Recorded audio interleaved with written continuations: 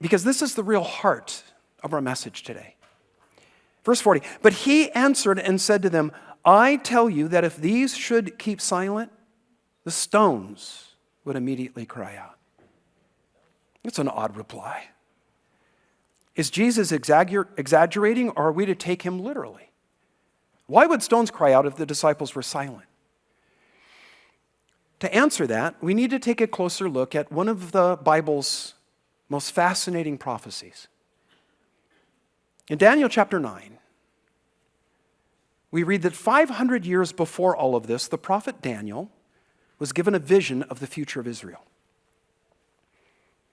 He was told that God had set a period of 490 years for the Jews and the city of Jerusalem to fulfill, to seal up, to complete all of prophecy.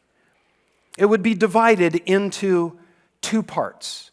The first part of 483 years, almost all of it.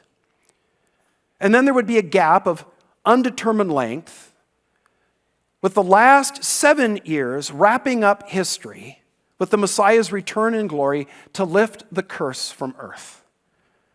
In verse 25 of Daniel 9, the angel Gabriel told Daniel when those 490 years would begin. It would begin with a command that would come to rebuild the streets and walls of Jerusalem. Well, in Nehemiah chapter 2, we learn that came on March 14th of 445 BC, when the Persian emperor Artaxerxes gave the command for that very thing, to rebuild Jerusalem. Now, Gabriel said that 483 years would pass, and then Messiah would come to Jerusalem as her king. But he would then be cut off for the sake of others, not for himself, which is an exact picture of the crucifixion of Christ for us. In Scripture, a prophetic year is 360 days.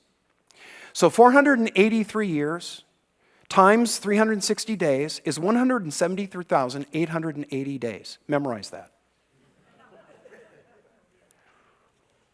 173,880 days after March 14th of 445 BC brings us to April 2nd of 32 AD, Palm Sunday.